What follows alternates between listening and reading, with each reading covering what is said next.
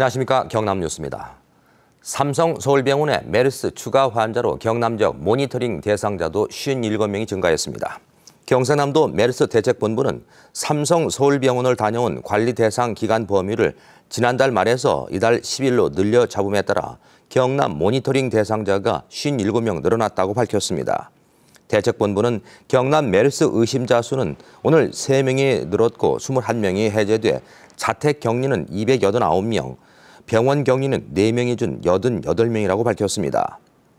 지난 6일에서 7일 사이 삼성 서울병원을 가족이 다녀온 학생으로 인해서 김해 삼방고등학교는 오늘과 내일 이틀 동안 학생 990명 등 1,063명이 휴업합니다.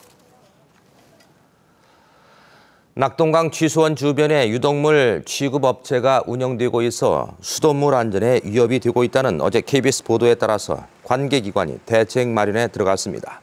낙동강 유역 환경청과 김해시는 해당 유독물 취급업체 2곳에 대해 곧 현장 점검을 하고 관련 법률을 검토해 허가를 취소하는 방안을 검토하고 있다고 밝혔습니다. 국립수산과학원이 장마가 끝나는 다음 달 중순부터 오는 9월 사이 남해안에 중규모급 적조가 나타날 것으로 예상했습니다. 국립수산과학원은 다음 달 수온이 평년 수온이 24도와 비슷하거나 0.5에서 1도 정도 낮을 것으로 예상돼 다음 달 중순부터 중규모급 적조가 나타날 가능성이 있다고 밝혔습니다. 지난해 경남 지역에서는 7월 24일 적조가 나타나 86일 동안 지속되면서 어가 65곳에서 63억 원의 피해가 났습니다.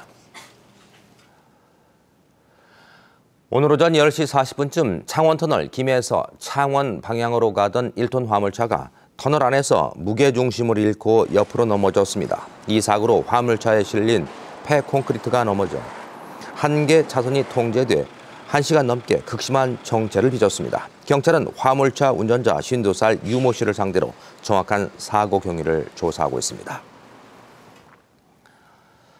국내 최초로 이이지 구역 내 수산자원 조사를 전담할 수산자원조사센터 착공식이 오늘 통영시 경상대 해양과학대학 내에서 열렸습니다.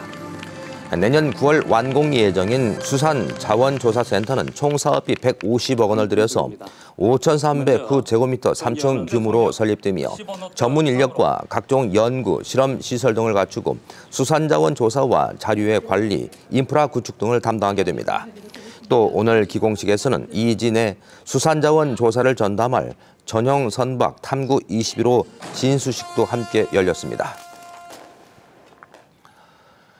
파독광부와 간호사 출신 경남 거주자들에게 감사의 뜻이 전달됐습니다. 경상남도는 오늘 경남에 거주하는 파독광부와 간호사 출신 38명 가운데 17명을 초청해 대통령 감사 서한과 독일 정부의 감사 서한을 전달했습니다. 파독광부와 간호사들은 지난 1963년부터 1977년 사이 독일에 19,000명이 파견돼 70년대 한국 경제 성장의 밑거름이 됐습니다. 한국수력원자력이 노후 원전인 고리 1호기 수명 연장을 하지 않기로 해 국내 첫 원전 폐로가 공식 확정됐습니다. 한국수력원자력은 어제 이사회를 열어 국가에너지위원회가 내린 고리 1호기 영구정지 권고를 수용하기로 했습니다. 이에 따라 고리 1호기는 올해부터 폐로 절차에 들어가 2017년 가동을 중단하고 2030년까지 해체 작업이 완료되게 됩니다. 새누리당 내 경남 출신 국회의원으로 주요 당직자인 이군현 사무총장과 박대출 대변인이 당직을 사퇴했습니다. 통영 고성 지역구인 이군현 국회의원은 어제 국회의사당에서 기자회견을 하고 내년 총선을 대비해 새누리당 분위기를 쇄신하기 위해 사무총장직 사표를 제출했다고 밝혔습니다.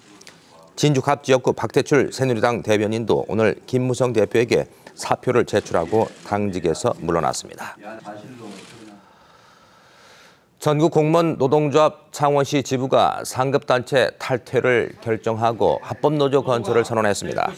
창원시 지부는 오늘 기자회견을 열고 지난 15일 치른 전공노와 민주노총 탈퇴를 묻는 조합원 투표에서 투표 조합원 88%가 찬성했다고 밝혔습니다.